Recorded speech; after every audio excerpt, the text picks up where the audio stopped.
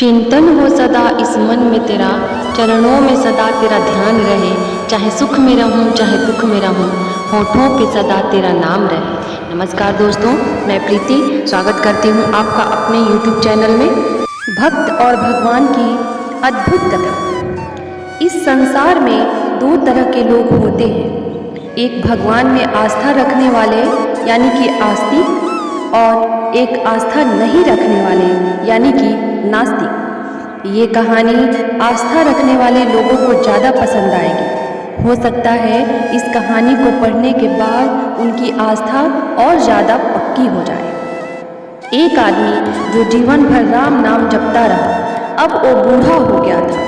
बूढ़ा ही नहीं हुआ था बल्कि इतना कमज़ोर हो चुका था कि उसकी अपनी जगह से बिना किसी सहारे के उठ भी नहीं पाता था।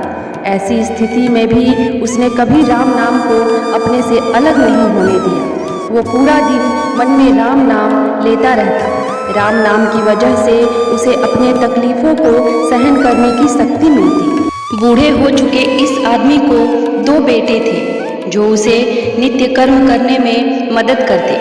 शुरू में वो बिना कहे ही खुद अपने बूढ़े बाप की सहायता कर दिया करते। फिर धीरे धीरे जब बाप खुद बुलाता तब आते, लेकिन जैसे जैसे वक्त बीतता गया तो वह 2-3 बार पुकारने के बाद भी मुश्किल से आते और कभी कभी रात को ना भी आते। अब हालत ऐसी हो चली थी कि अक्सर बूढ़ा बिस्तर गंदा कर दिया करता और जब तक उसके बेटों से सहायता न मिलती ऐसे ही गंदे बिस्तर में पड़ा रहता। बुढ़ापा बढ़ता जा रहा था, उसकी नज़रें कमज़ोर हो चुकी थी।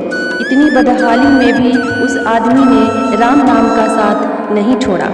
एक बार बूढ़े आदमी को नित्य कर्म करना था। उसने आवाज़ लगाई और अगले ही पल किसी ने उसका हाथ बड़ी कोमलता से पकड़ा और उसे नित्य कर्म करवाकर उसके बिस्तर पर लिटा दिया। यह अब रोजाना होने लगा था कि बूढ़ा आवाज़ लगाता और अगले ही पल उसकी मदद के लिए कोई आता और उसके सारे काम कराकर वहाँ से चला जाता। नज़र कमज़ोर हो चुकी थी, देखकर बूढ़ा उसे पहचान नहीं पाता था, लेकिन बूढ़ा जानता था कि यह उसके बेटे हो नहीं सकते और वह स्पर्श भी उनके बेटों का नहीं था।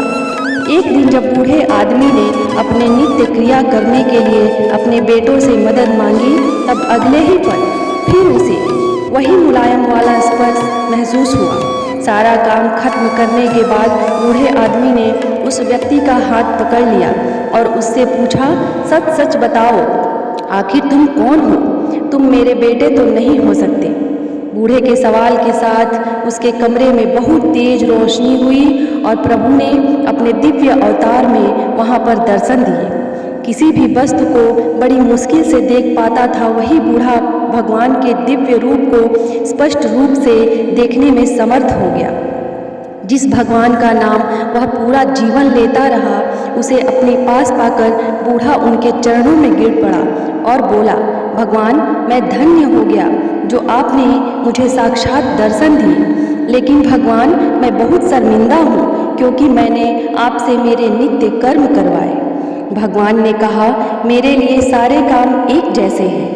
अगर वह काम मुझे अपने भक्तों के लिए करने पड़े तो मुझे सभी कामों में खुशी मिलती है। बूढ़े ने हाथ जोड़ते हुए भगवान से कहा, लेकिन भगवान, आप यह सब करने के बजाय मुझे मुक्ति ही क्यों नहीं कर देते? क्या आपके दर्शन मात्र से मेरी मुक्ति संभव नहीं है? यह सब प्रारब्ध की वजह से है। तुम्हारा प्रारब्ध बहुत कठिन है। अगर मंद होता तो मेरे दर्शन मात्र से तुम मुक्त हो जाते। मैं चाहूँ तो तुम्हें अभी मुक्त कर सकता हूँ, लेकिन फिर अगले जन्म में तुम्हें प्रारब्ध को भोगने के लिए आना पड़ेगा। इसलिए मैं खुद तुम्हें तुम्हारा प्रारब्ध काटकर मुक्त करवाने के लिए सहायता कर रहा हूँ, भगवान ने कहा। इतना बोलकर भगवान वहाँ से अंतर्ध्यान हो गए। कुछ महीने और काफ़ी तकलीफ भोगने के बाद आखिरकार उस बूढ़े आदमी को मुक्ति मिल गई। हाथ मत छोड़ना प्रभु, कठिन इम्तिहान है। आपके साथ से प्रभु मेरी हर राह आसान है। खोने मत देना प्रभु जमाने की भीड़ में, क्योंकि आपके सहारे ही मेरी पहचान है। दोस्तों, यह कहानी आपको कैसी लगी प्लीज़ हमें कमेंट करके ज़रूर बताएं और यदि वीडियो आपको पसंद आई हो तो इसे लाइक, शेयर और सब्सक्राइब ज़रूर करें। Thank you.